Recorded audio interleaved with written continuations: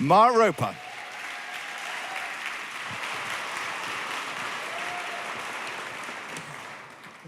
Wow, what an introduction. Yeah, don't come to me for medical advice. Jo Roper's just there. She's really, really keen. We're in Lent, and so we're exploring together some of the narratives of Jesus' last few days, last few hours before the cross. And this morning we are in the Garden of Gethsemane. We're in Matthew chapter 26, verse 36 to 46. And I'd love you, if you have a Bible with you or on your phone, get it out. It'll be on the screen as well, and I'm going to read it for us all.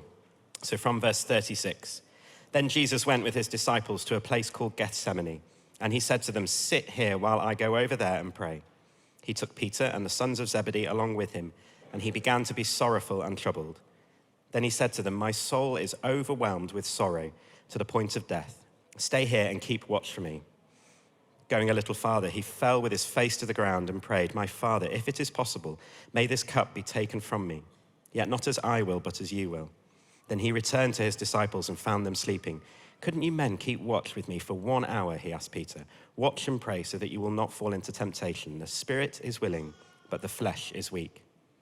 He went away a second time and prayed, my Father, if it is not possible for this cup to be taken away, unless I drink it, may your will be done. When he came back, he again found them sleeping because their eyes were heavy. So he left them and went away once more and prayed the third time, saying the same thing. Then he returned to the disciples and said to them, are you still sleeping and resting? Look, the hour has come and the Son of Man is delivered into the hands of sinners. Rise, let's go. Here comes my betrayer. I want to talk to you this morning about having character in confusion, about having character in confusion. My wife, Joe's uncle, when he was 5 years old on a family holiday up in Northumberland, lost one of his teeth. And so he went to his father, Joe's grandpa, and I said, I've lost my tooth. So he's like, I'll pop it under your pillow. So he did that. And grandpa goes in later in the evening to what he thinks is Joe's uncle's room. But it turns out there's been a bit of moving around of rooms, and he's in someone else's room. And so he goes in and he slides his hand under the pillow, expecting to meet a tooth. And instead, he meets a gun.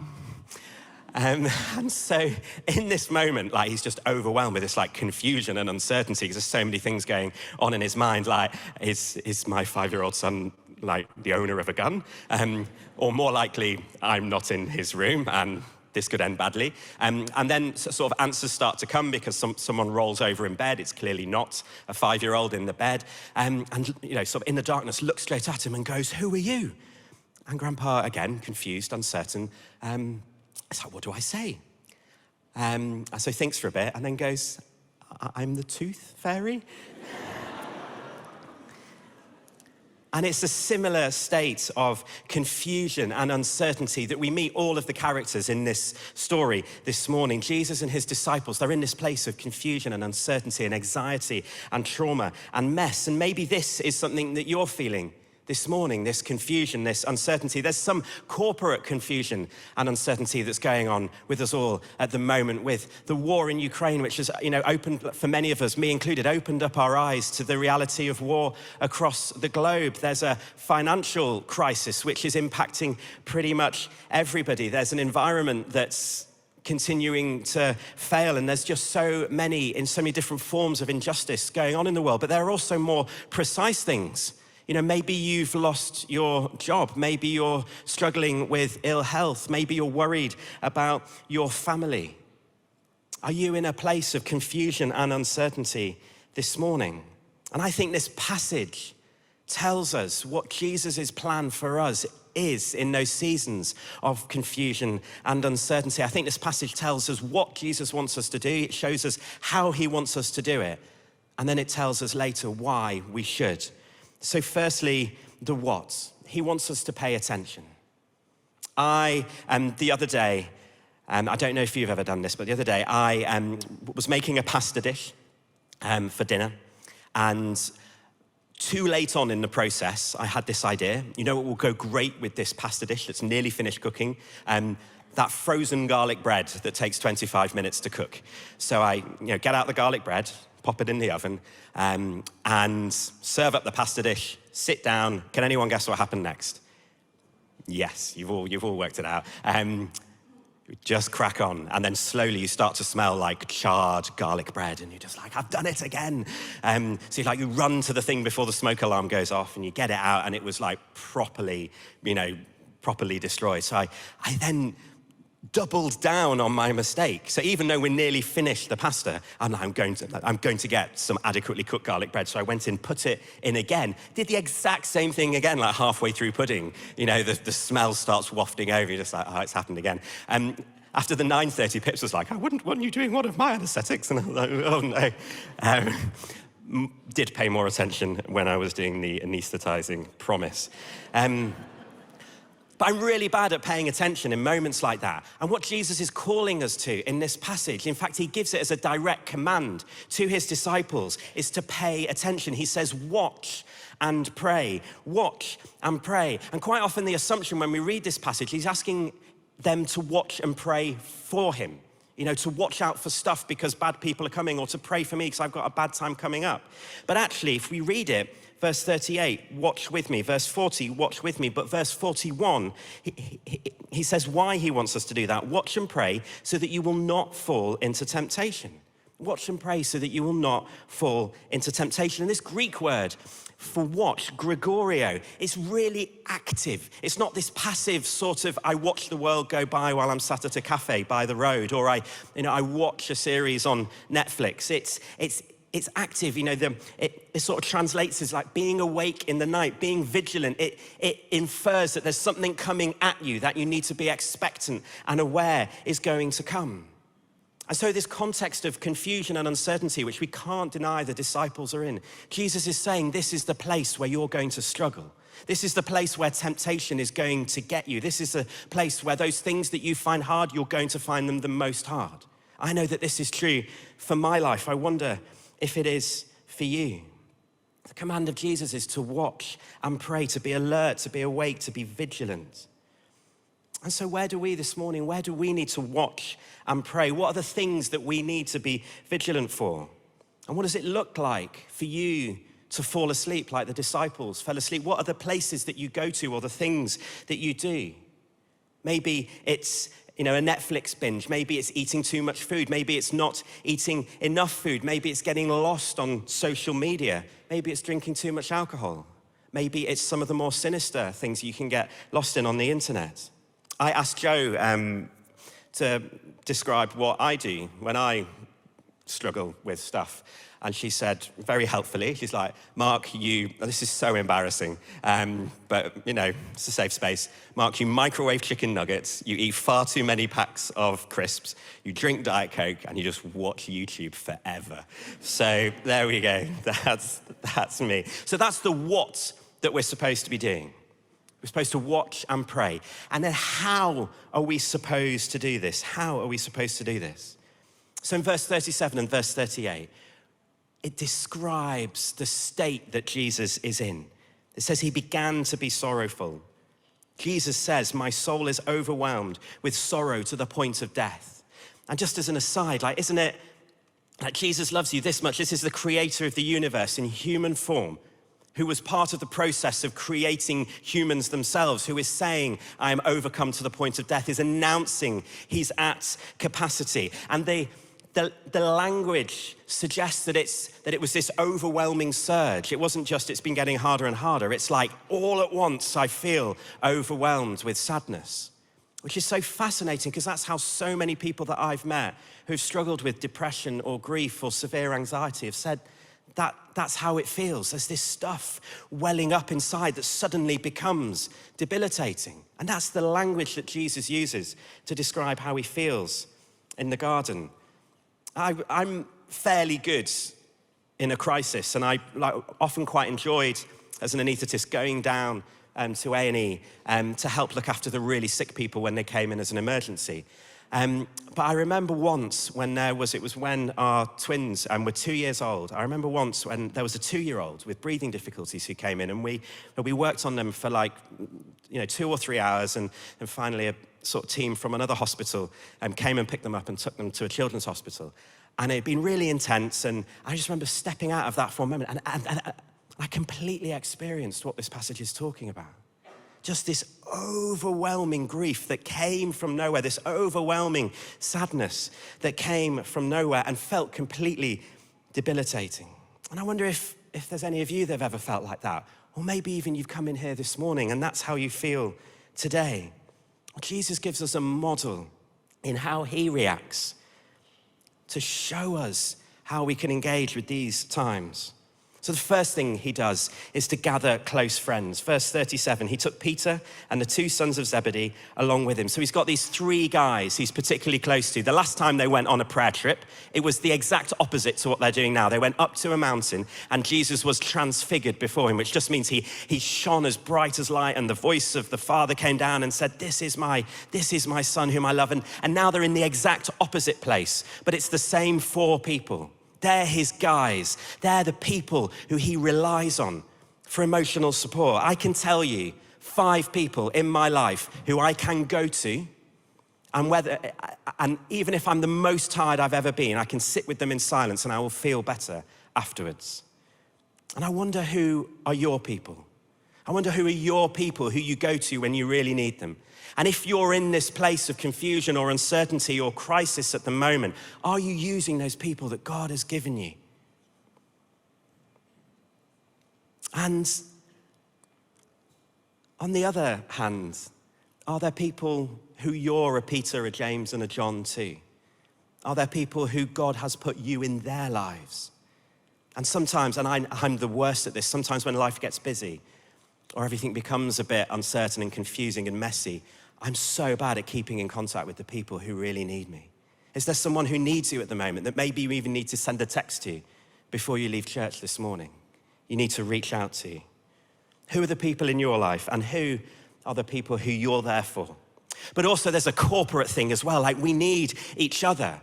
Maybe you feel on the edges of church, and maybe this morning you need to, before you leave, chat to one of the team and join a group, join a team. Or maybe, and this is just me personally, like the single best thing you can do at HTB to feel part of community is to come along to Focus. When we started at HTB 3 years ago, we knew about 3 people, mainly because I was related to 2 of them. And we went to Focus, and we had the most amazing 4 days, and we literally came back with 100 close friends. Like if you're feeling on the edge, please sign up to Focus. Please come and join us. We are all going, and we'd love you to come. So first thing that Jesus does is he gathers close friends. Second thing that Jesus does is he prays real prayers. In verse 39, verse 40, and verse 39, verse 42, verse 44, he prays the same prayer 3 times. I'm finding this really, really hard, Father. But if you want me to do this, I will do it. So he's real, he's authentic, he's passionate. We read in some of the parallel passages that he cried. You know, he's raw. He's not trying to pray in a certain way. He's not religious about it. He's not prescriptive about it. He is honest. He's real. He could even be seen as, you know, being angry or coming from a place of doubt. And the fact that he prays again and again and again just shows his humanity, because he probably prayed. Maybe God gave him some peace or some hope, and then he goes back maybe disappointed by how his disciples have behaved, and then he needs to pray again. So we get this model of praying prayers that are both real but also repeated. Pray persistent prayers. And what does it look like for you to pray passionate, real, articulate, authentic prayers to God? Maybe you feel that you need to pray in a certain way. You need to say certain things. That's actually all God wants is your authentic, passionate self. If you feel overcome with emotion and anger, he wants that. He doesn't want you to phrase it in a nice way. He wants the real you. One of the things that's impacted me the most, my wife Jo, when she prays, she finds it helpful to slow her mind down, to write prayers out in a prayer journal. And there are some times in our life where it's been hard, where we've been in seasons of confusion or uncertainty or crisis. And she's been really angry. And she's written down prayers that I promise you can see the imprint of those prayers like 10, 15 pages through the book. And I love that. I love that she's been able to do that with God, not just hidden away until things get better. Tim Keller says this: prayer, though it is often draining, even in agony, is in the long term the greatest source of power that is possible. Is there anything, if we're being really honest, is there anything that you need to be really real with God about at the moment? Do you need to get passionate in your prayers? So he gathers friends, he prays real prayers, and then he's quick to forgive. He's quick to forgive. We get these 3 moments interspersed with his 3 repeated prayers where he asks the disciples to watch and pray, or he asks his 3 to watch and pray, and then he comes back and they're asleep. And it's amazing what happens because he gives very clear feedback. He says, I am disappointed, I am upset, this hasn't been great. But then he moves on. He asks them to do the same thing again. He doesn't give up. He just, we'll just give up then. Just move on, And then the 3rd time, he says, well, you've mucked up twice and I'm, a bit cheesed off, but we're going to go on to the next thing together. I'm not going to go off by myself. And I just love that model of a Jesus who is not afraid to speak authentically and honestly to those around him, but is also super quick to forgive and to restore. I know for me that I'm so good at burning those who have chosen and desired to be proximate to me when I'm struggling with stuff. I'm so quick to tell them that they could have done something better or could have, done something in a different way. So the model we get from Jesus is feedback and then forgiveness. He's quick to forgive. So you've got close friends, real prayer, quick to forgive. It's the model that Jesus gives us in these seasons of confusion. And then the 10 verses that we haven't read, what comes next when Jesus gets arrested? We then get given an explanation, an example of why we should behave in this way. And what I think it shows us is that when we have character in the confusion, it grows composure in the crisis. Character in confusion results in composure in the crisis. At the end of medical school, I was lucky enough to go and work in Uganda for a short amount of time. And I met the most remarkable British GP out there who 20 years earlier had worked as the medical director of this hospital. And it was on the Uganda-Rwanda border, and there were these huge big mountains. And every few months, some rebels from the neighboring country would come over the mountain and they would loot the town. And they would often leave the hospital compound alone because there were quite a few Westerners there and they didn't, they knew that would just sort of raise tensions. And so they always left that, but they went around the village doing not very nice things. And every time this would happen, the community in the medical compound, like where they all lived, they would gather together and they would do what Jesus says to do. They would watch and pray. They would hear, the occasional gunshot, the occasional scream, but they would watch and they would pray. They would pray for the people that they knew in the village. And then one time, this fellow, he got a phone call and he said, you need to come to the hospital right now. And so he's there with his, with the whole community, but particularly his family and his 3 kids. And he says bye and walks the sort of 200 meters across the road to the hospital. And he goes into the operating theatre and there's this guy lying on the theatre table. And he's very clearly been stabbed in the back, right through his spine. And there are 10 armed rebels pointing their guns at him. And they go, the sort of head one says, you make him walk right now or we're going to shoot you. And medically, he knew that that was not something that was going to happen, at least in that moment. And so he was just like, okay, this is a crisis. This is not great. And because he had sown character in the confusion, because in that season beforehand they'd been watching and praying, he had this huge surge of peace that just overwhelmed him, even though there were 10 people in this tiny operating theatre pointing guns at him, asking him to do a medically ridiculous and impossible thing. And he remembered in the back of his mind, he had this picture of this sign at the front of the hospital which said, don't bring any guns into the hospital, which I always remember because I thought, we don't have those in England. And he said, I'm not going to do anything for your friend until you get your guns out of my hospital. And when he told me this, he remembered there were like 3 of his staff behind him like, why have you said that? No. And they stared at him for about 30 seconds. And then they just walked out, firing their guns in the air. His wife thought he'd been shot because they were just firing their guns in the air as they walked out. And just left this guy. And they did everything that they could for him in that moment. But because he had shown character in the confusion, because he had sown with watching and praying in his own garden, when it came to crisis, he was composed. When he came to the crisis, he was composed. And this is what we see in the next 10 verses, and we haven't read them, but I'm going to summarize them for you. So this gang comes to arrest Jesus. They're headed up by Judas and some of the high priests, and Jesus is calm and composed. He's loving towards Judas, who betrays him with a kiss. The disciples are the exact opposite. They escalate. They pull out their swords. One of them chops off the ear of one of the soldiers. And Jesus immediately condemns this violence. And we read in the parallel passage in Luke that he actually supernaturally heals the ear. And so we've got this group who didn't sow with watching and praying in the garden, who react in a certain way. And we've got a Jesus who showed character during the season of confusion and uncertainty with watching and praying, who behave in a completely different way. So whereas Jesus showed de-escalation and anti-violence, the disciples escalated the situation. Where Jesus showed healing, the disciples showed violence. Where Jesus showed love, the disciples showed fear. And when Jesus showed calm, patient, controlled endurance, the disciples, as it says in the last verse, deserted and fled. And how do you, if you're really honest, how do you react in a crisis at the moment? When stuff gets real, whether it's at work or at home or family, and an argument breaks out or tensions rise up, or maybe it's something even bigger and more significant than that, when stuff happens, how do you react?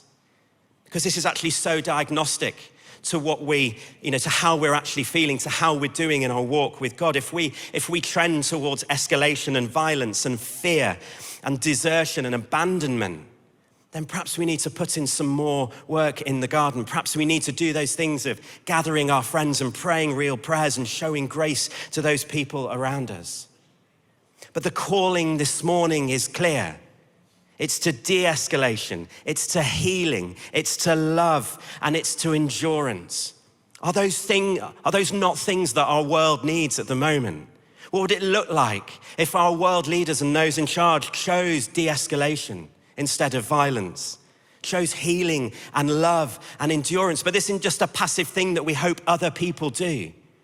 This is a calling, this is an example by Jesus, which is a calling to us for us all to do right now in any season that we're in.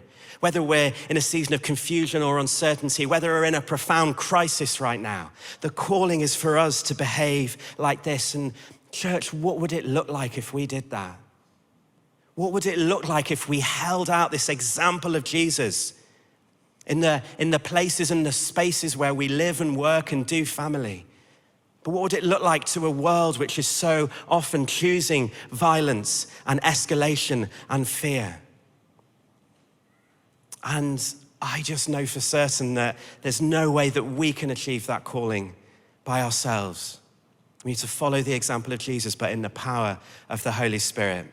So I would love us to stand, and we're just going to lean into God and listen, ask him to fill us full of his Holy Spirit.